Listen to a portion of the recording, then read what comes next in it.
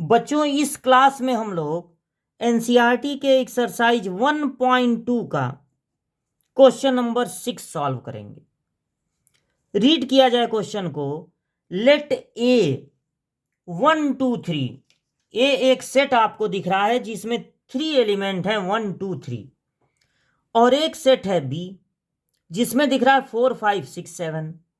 Late F, F का मतलब हो गया फंक्शन, फंक्शन है 1 4 2 5 3 6।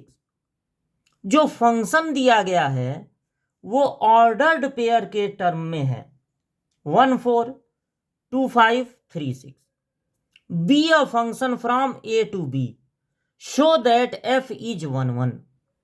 तो देखिए इस क्वेश्चन में आपको क्या करना है, सबसे पहले एक सेट ए को इस तरह से मैपिंग के टर्म में लिख देना है, और फिर बी को, बी में कौन कौन है 4 5 6 7। और यहां पर देखिए क्या है फंक्शन में 1 4, यानी 1 रखने पर 4 मिला, 2 रखने पे 5 मिला, 3 रखने पे 6 मिला। तो हमको बस ये शो करना है so that f is 1 1। F को बताना है कि ये 1 1 है। तो आप देख रहे हैं कि इस फंक्शन में या तो एक जगह एरो पहुंच ही नहीं रहा है, या जहां भी पहुंच रहा है एक ही एरो पहुंच रहा है।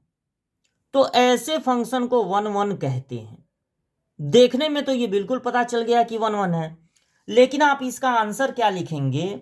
आप इसका आंसर लिखेंगे नो एनी एलिमेंट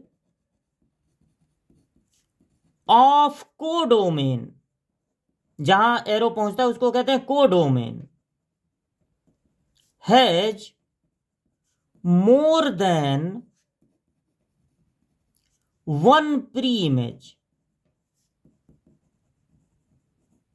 किसी भी एलिमेंट का एक से ज्यादा प्री इमेज नहीं है, या तो इसका प्री इमेज है ही नहीं, और है भी तो एक एक है, इसको कहते हैं प्री इमेज। जहां से एरो चलता है उसको कहते हैं प्री इमेज, और जहां एरो पहुंचता है उसको कहते हैं इमेज।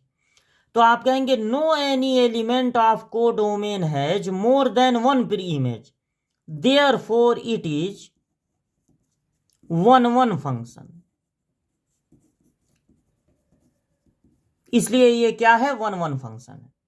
आप इसको ये भी लिख सकते हैं कि every element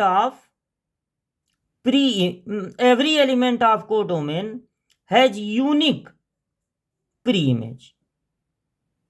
और या तो है ही नहीं, either no pre-image, और ये ज्यादा अच्छा रहेगा, no any element of codomain has more than 1 pre-image।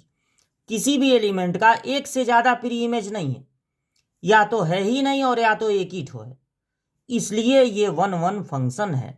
बस इतना ही आपको लिखना है अगर ये एग्जाम में आता है क्वेश्चन।